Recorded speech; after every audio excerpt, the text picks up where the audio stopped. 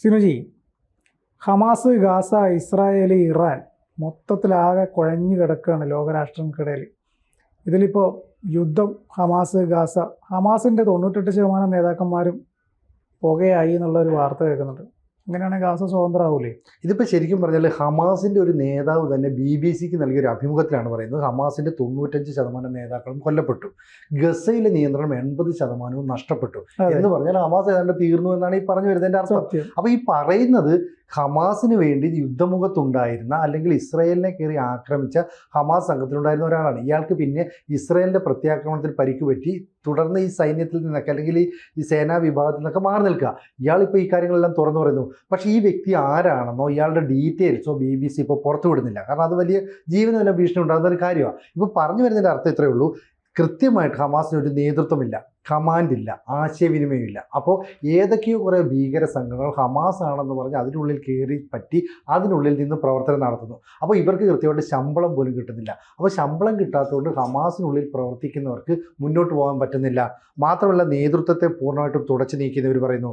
അപ്പോൾ command and control infrastructure തകർന്നതോടുകൂടി ഇവരുടെ രാഷ്ട്രീയ സൈനിക സുരക്ഷാ നേതൃത്വം ഇല്ലാതെയായിരിക്കുകയാണ്.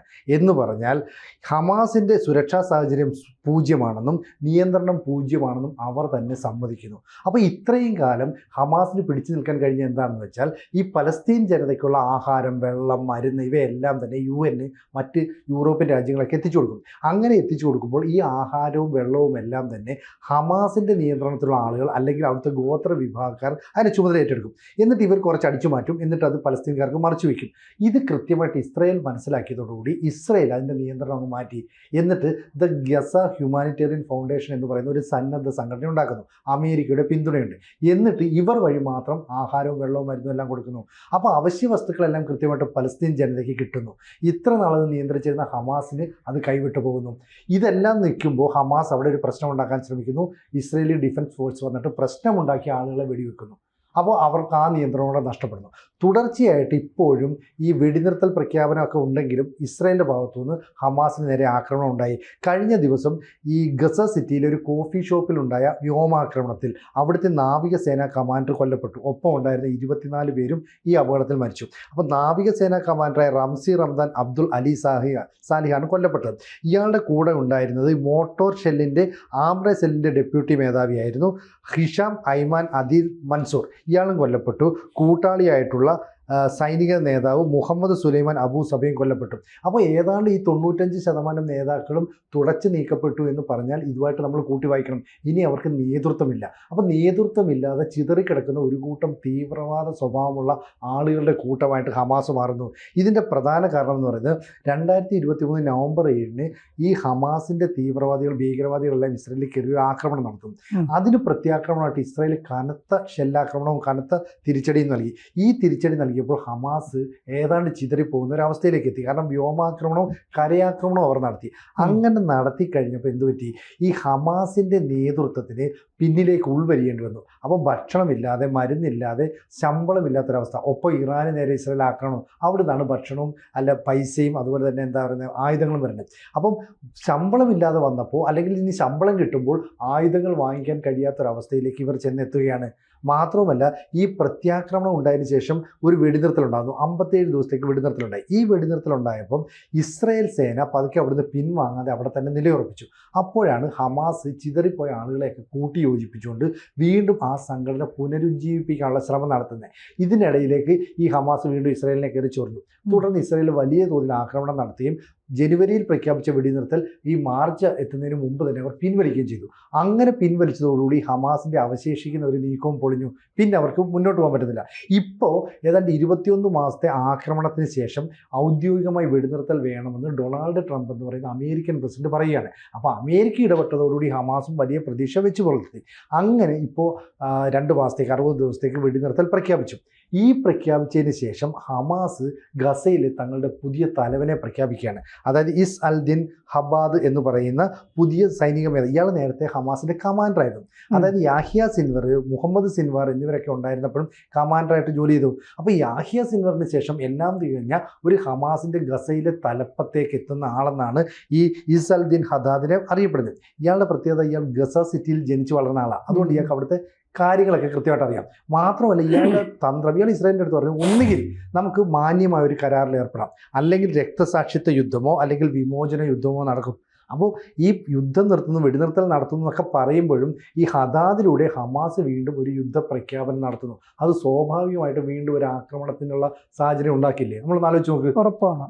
അപ്പോൾ അത്തരം ആക്രമണം ഉണ്ടാകുന്നതുകൊണ്ട് തന്നെ ഇപ്പം ഹമാസിനെ ഏതാണ്ട് അവർ പിൻവലിയുന്ന ഒരു ലക്ഷണമാണ്. ഇയാൾ BBC-ക്ക് നൽകിയ അഭിമുഖത്തിൽ പറഞ്ഞു, ഇനി പിടിച്ചു നിൽക്കാൻ കഴിയില്ല, കാരണം 95% നേതാക്കളും 80% നിയന്ത്രണവും നഷ്ടമായ സ്ഥിതിക്ക് ഇനി ഹമാസിന് അവിടെ നിന്ന് അവശേഷിക്കുന്നവർക്ക് ഓടിപ്പോകാനേ പറ്റും.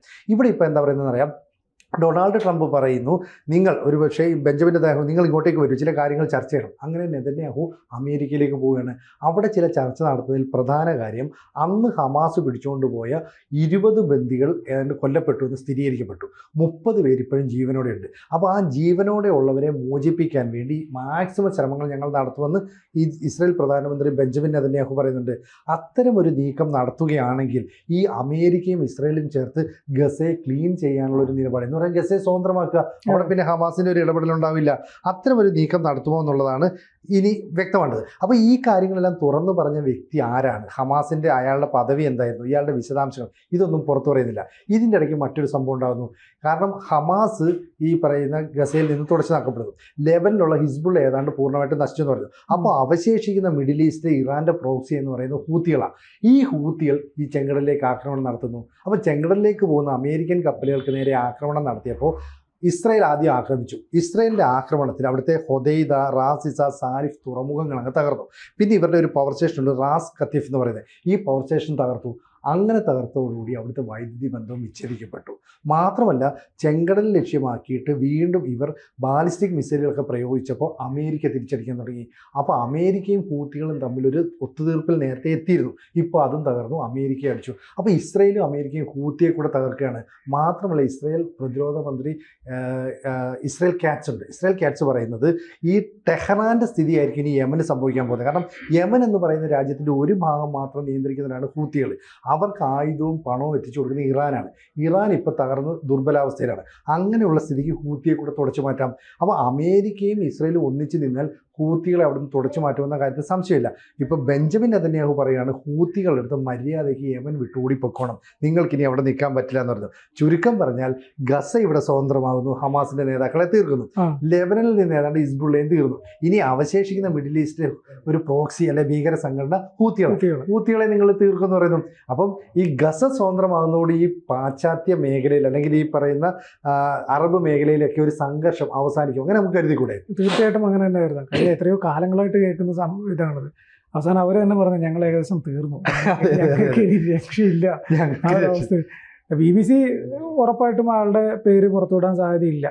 പറഞ്ഞ പോലെ അയാളുടെ ജീവന ഭീഷണി ഉണ്ടാവുമല്ലോ. അതെ. ഇപ്പം നിലവിൽ എന്താ പറയുന്നറിയോ, ഇപ്പം ഈ ഗസയിൽ ഈ ഇസ്രായേൽ സൈനികരുടെ സുരക്ഷ ഉറപ്പാക്കാനായിട്ട് ചില നിയന്ത്രണങ്ങൾ, ചില കാര്യങ്ങളൊക്കെ ഇസ്രായേൽ സൈന്യം നടത്തുന്നുണ്ട്, അതായത് IDF നടത്തുന്നുണ്ട്. ആ നടത്തുന്നതിനൊപ്പം തന്നെ ഹമാസിൻ്റെ അവശേഷിക്കുന്ന സൈനിക നീക്കത്തെ പൂർണ്ണമായിട്ടും തുടച്ചു നീക്കും.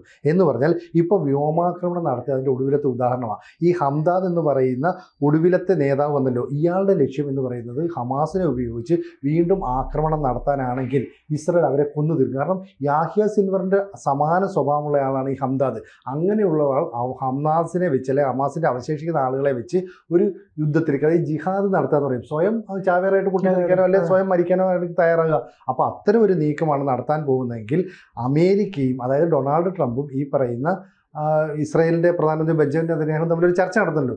ഈ ചർച്ചയിലൂടെ ഇവരെന്ത് തീരുമാനിക്കുമെന്ന് നമുക്കറിയില്ല. ആ തീരുമാനം ഉടനുണ്ടാകും. അങ്ങനെ ഒരുപക്ഷെ ഗസയെ പൂർണ്ണമായിട്ടും സ്വതന്ത്രമാക്കുമെന്നായിരിക്കും, അല്ലെങ്കിൽ ഹമാസിനെ തുടച്ചു നീക്കുമെന്നുള്ള ഒരു ഔദ്യോഗിക പ്രഖ്യാപനമായിരിക്കും വരാൻ പോവുക. എന്തായാലും ദിവസങ്ങൾക്കുള്ളിൽ ഈ നീക്കം വ്യക്തമാകുന്ന കാര്യം ഉറപ്പാണ്.